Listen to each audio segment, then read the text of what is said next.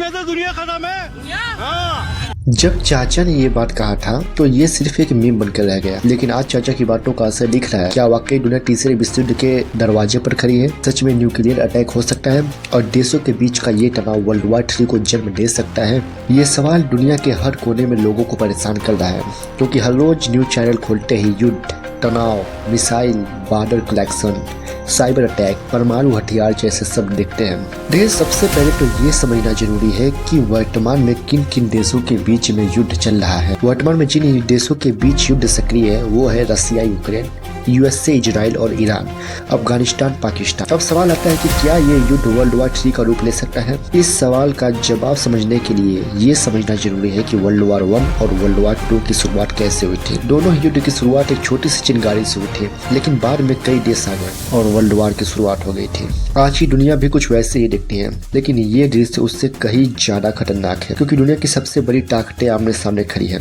USA, USSR, China, ये तीनों देश दुनिया की सबसे शक्तिशाली सेनाएं और सबसे ज्यादा परमाणु हथियार रखते हैं। अगर इनमें से 2 देश भी आमने सामने आ गए तो हालत बहुत गंभीर हो सकती है। और देखा जाए तो 1914 में वर्ल्ड वॉर 1 की शुरुआत हुई थी और 1914 का कैलेंडर हूबहू 2026 के कैलेंडर से मैच कर सकता है। क्या ये वो कोइंसिडेंस है जो ये बताना चाहती है कि इतिहास खुद को दोहराती है? साथ ही साथ ईरान ने जो दुबई में अटैक किया, वहाँ के काफी लोग वीडियो बना रहे हैं, मिसाइलें दिखा रहे हैं, लेकिन ईरान के इस हमले में सिर्फ अमेरिकी संपत्ति को नुकसान पहुंचा है। थोड़ी बहुत क्षतिग्रस्त दुबई को भी पहुंची है, लेकिन अब दुबई में शांति का माहौल है। लेकिन इन वार्स में जो सबसे बड़ा खतरा है वो है परमाणु हथियार। इतना बड़ा खतरा है जो पूरी मानव सभ्यता को प्रभावित कर सकती है। एंड यूएसए और यूएसएसआर के पास सबसे ज्यादा परमाणु हथियार है, लेकिन मौजूदा विशेषज्ञों का कहना है कि परमाणु हमला होने की संभावना बहुत कम है, क्योंकि परमाणु का प्रयोग दहशत दिखाने में ज्यादा और युद्ध में इसका प्रयोग बहुत कम होता है। सभी देश ये जानते हैं कि परमाणु हमला का मतलब है कि पूरी मानव सभ्यता का अंत, और इसी वजह से विशेषज्ञों ने ये बयान दिया है। लेकिन भारत में ऐसा कुछ भी नहीं है।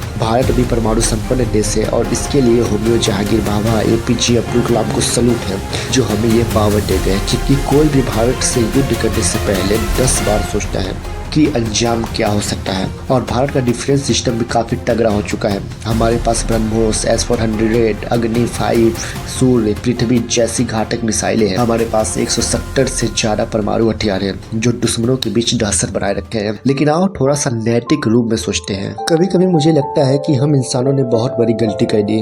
हमने विकास किया, पहिए से लेकर के इंटरनेट तक का, पत्थर के औजार से लेकर के अंतरिक्ष तक का। हमने आसमान को छू लिया, समुद्र की गहराइयों को माप लिया, चांद पर कदम रख दिया। लेकिन इस पूरे विकास के दौर में हम शायद एक बात भूल गए, हम इंसान हैं। एक समय था जब इंसान आग जलाना सीख रहा था। वो आग खाना बनाने के लिए थी, रोशनी के लिए थी, जीने के लिए थी। लेकिन आज हमने एक ऐसी आग बना ली है जो पूरी पृथ्वी को जला सकती है। आज दुनिया के पास ऐसे हथियार हैं जो कुछ ही मिनटों में करोड़ों लोगों की जिंदगी खत्म कर सकते हैं। परमाणु बम, मिसाइलें, हाइड्रोजन बम, ये सब इंसान ने बनाए। आज दुनिया के पास ऐसे हथियार हैं जो कुछ ही मिनटों में करोड़ों लोगों की जिंदगियां खत्म कर सकते हैं। अजीब बात है ना, जिस दिमाग से हमने दवाइयां बनाई, जिस बुद्धि से हमने तकनीकी बनाई, उसी दिमाग से हमने ऐसे हथियार भी बना लिए जो पूरी मानव सभ्यता को खत्म कर सकता है।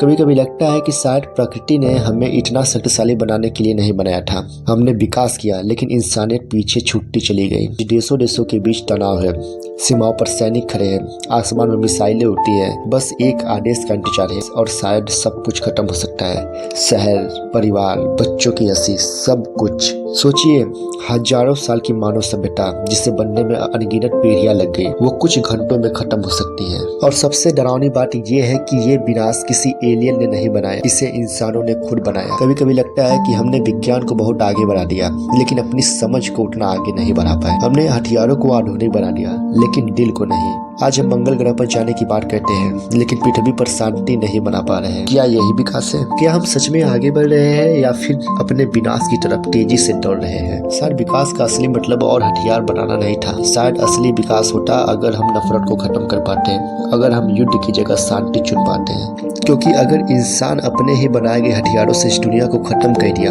तो इतिहास में लिखा जाएगा कि पृथ्वी पर एक बेहद बुद्धिमान प्रजाति हुआ करता था, जिसने विकास तो कर लिया लेकिन समझदारी का नहीं। और शायद यही मानव इतिहास की सबसे बड़ी ट्रेजेडी होगी। आपको क्या लगता है? कमेंट में बताइएगा। बाय।